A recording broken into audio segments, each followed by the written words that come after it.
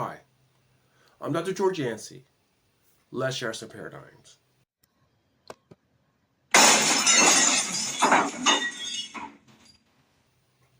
And the paradigm I want to share today concerns Iryna Zarutska.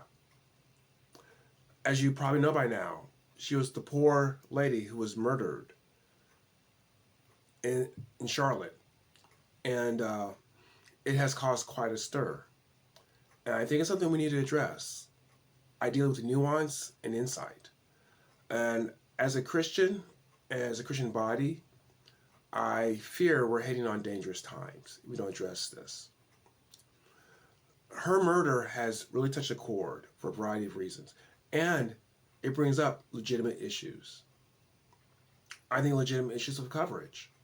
I think people have brought up worthy points on why this took so long to get covered. Issues of safety.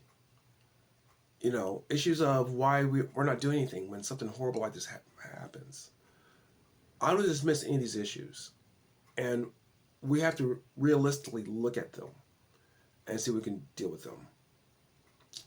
But I must say that there is a sadness that I'm seeing that I've developed because some of the comments are coming to it from a dangerous place, and that's what I want to really focus in on.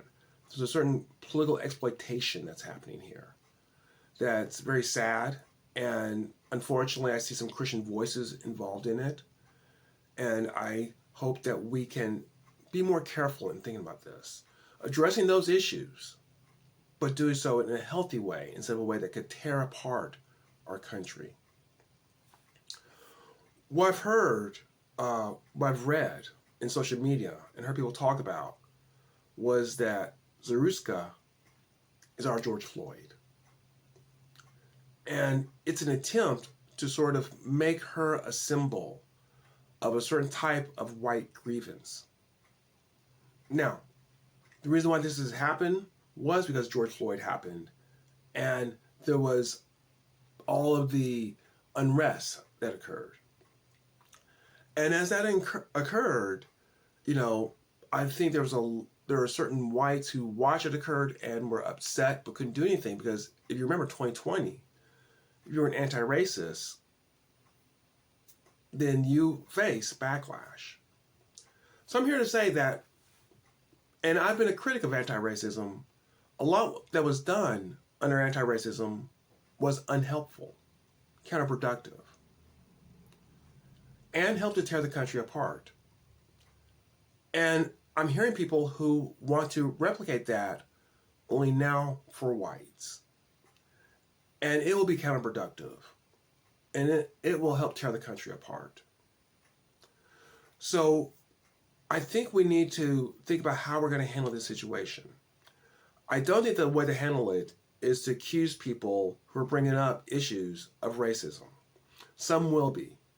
Some will be racist, and there are times for that. But a blanket accusation that I've seen some people do is only going to fuel the flame. We need to take seriously some of these issues brought up. But what I'm hearing people talk about how black men are now the danger. And they're throwing stats around in order to say that black men are what's dangerous.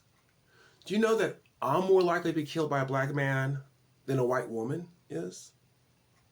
Most crimes are intra-racial. Whites tend to kill whites. Blacks tend to kill blacks. And I'm not dismissing the fact that people should take precautions.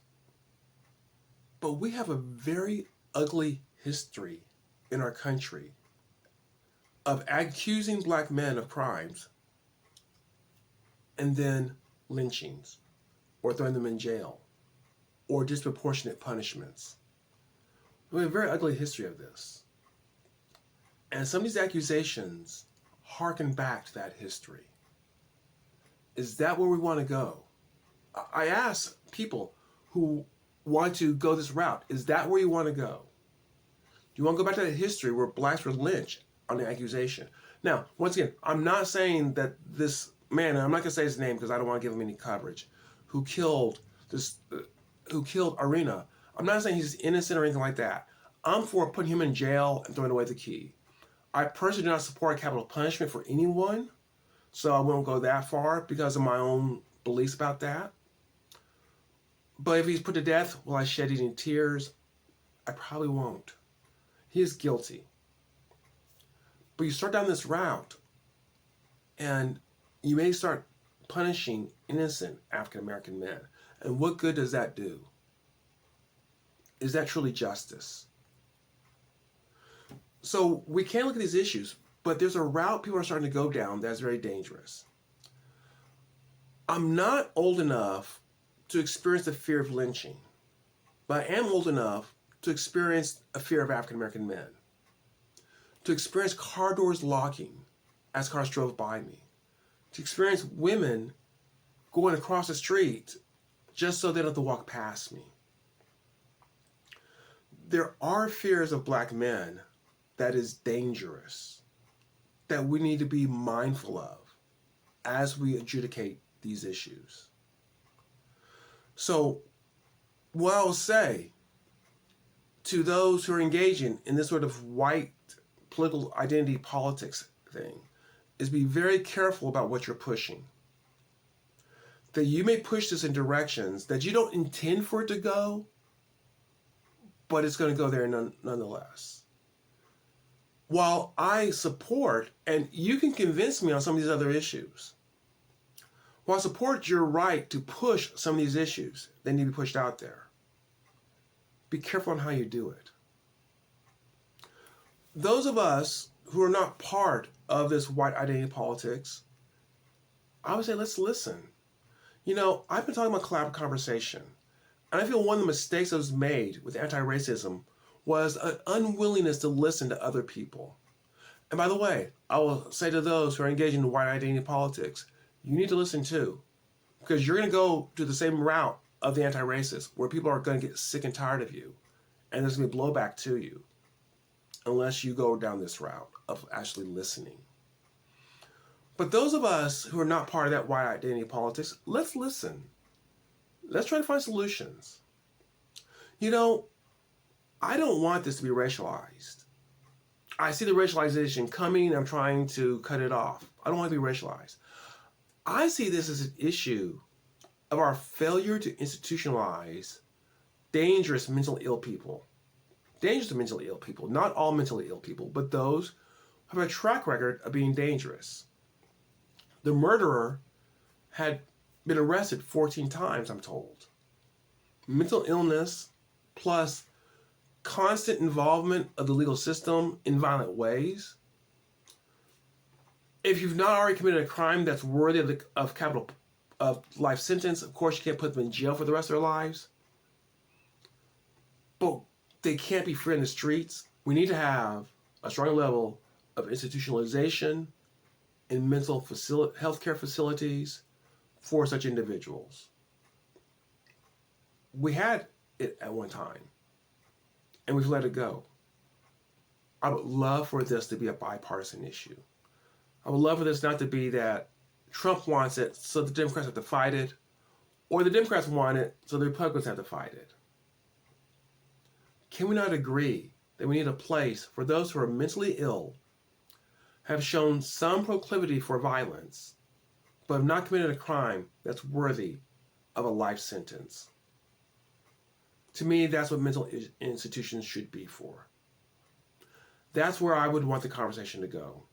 But I want to listen to others as well. And I want us to avoid this trap that I fear some of my conservative friends, perhaps unwillingly, are leading us towards, where we're going to stigmatize people for being black males. It's not just myself, it's my own 3 boys as well that I fear for this coming. So, does this share some paradigms? Paradigms about this horrible murder and what we might be able to do about it? A better direction than stigmatizing black men or ignoring it, as I feel people have done up until recently? I hope so. I hope we have a better conversation. And I'm trying to be a voice of nuance and reason in a very difficult situation. If you want to hear a voice like this, feel free to subscribe. If you like this, please comment, hit the like button. If you disagree, go ahead and comment as well. I welcome conversation. Even if I disagree with you, I'll tell you I disagree with you, but I welcome conversation.